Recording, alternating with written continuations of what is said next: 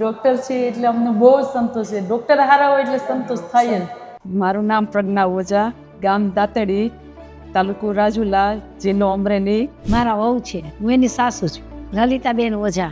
એમને છાતીમાં ગાંઠ છે અને આશીષ કૌશલ ડૉક્ટર છે, એની સારવાર ચાલુ છે. ખાલી બતાવવાની શરૂઆત કરી, અમને ખબર પડી કે એને છાતીમાં ગાંઠ છે એવું લાગ્યું, બતાવ્યું, ડૉક્ટરે નામ પાડ્યું. ત્યારે અમારા કુટુંબ ઉપર અમને મોટો આમ આપ તૂટી પડ્યું એવું બહુ બધા નારાજ થઈ ગયા કે આ શું કરવા, આ શું હશે, બધું હું થશે, હું નહીં, એવો બધો ડર લાગવા માંડ્યો. પછી અમે અહીંયા અમને સારવાર લીધી અને એનાથી અમને અત્યારે તો સારું જ લાગે છે, ઘણું સારું છે. બાકી ડરવું કોઈએ નહીં, એક વસ્તુ બસ, આ દર્દથી કોઈએ ડરવા જ નહીં. હવે સારવાર ચાલુ કરી દેવાની, ખબર પડે તરત સારવાર ચાલુ કરી દેવાની. સ્ટાફ તો બહુ સારું છે, અમને તો ઘરના સભ્ય જેવા જ લાગે છે બધા. ડૉક્ટર એવા છે, સ્ટાફ એવા છે, બધા સ્ટાફ છે બધો એવો છે. તો અમે કોઈ પણ વસ્તુ આવી અમને ક્યારેક ખ્યાલ આવે, કોઈ પાડોશી હોય, કોઈ સગા સંબંધી હોય, કોઈ બીજા બહારના માણસો હોય કે આ તકલીફ થઈ છે, તો અમે એને કહીએ ખરા કે તમે કેડીમાં જાઓ, ત્યાં તમે બતાવો ડૉક્ટરને, એને સારવાર ચાલુ કરો. મારું નામ ડૉક્ટર આશીષ કૌશલ છે. હું કેડી હોસ્પિટલમાં કેન્સર ફિઝિશિયન છું.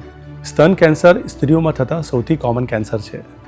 ઘણા ટાઈમ અમને એવું જોવા મળે છે કે કેન્સરના દર્દી સ્તનમાં ગાંઠ હોય છતાં ડૉક્ટર પાસે તપાસ માટે નથી જતા. આવી રીતે અમારા પાસે પ્રજ્ઞાબેન આજ માનીને ઘણા મહિના સુધી એમને કેન્સરની સારવાર નથી કરાવી.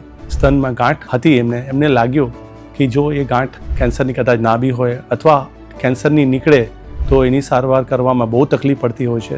સો આવું નથી થતું. કેન્સરની સારવાર જેટલી વહેલી થાય એટલી સારી રીતે એને આપણે ક્યોર કરી શકાય.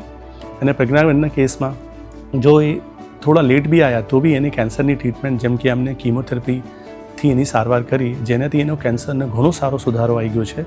અને આગળ પેશન્ટ આગળની ટ્રીટમેન્ટ, જેમ કે ઓપરેશન, રેડિયેશન અને હોર્મોન થેરાપી માટે પેશન્ટ એલિજિબલ થયા છે અને હવે એ આગળ ટ્રીટમેન્ટ કન્ટિન્યુ કરી રહ્યા છે. અને અત્યારે એમને કોઈ બીજી ફરિયાદ નથી, એને કોઈ મેજર સાઇડ ઇફેક્ટ પણ નહીં થઈ. સો કેન્સરની સારવારમાં જો પ્રોપર ટ્રીટમેન્ટ થાય તો કેન્સરને આપણે સારી રીતે કંટ્રોલ કરીને ક્યોર કરી શકાય છે.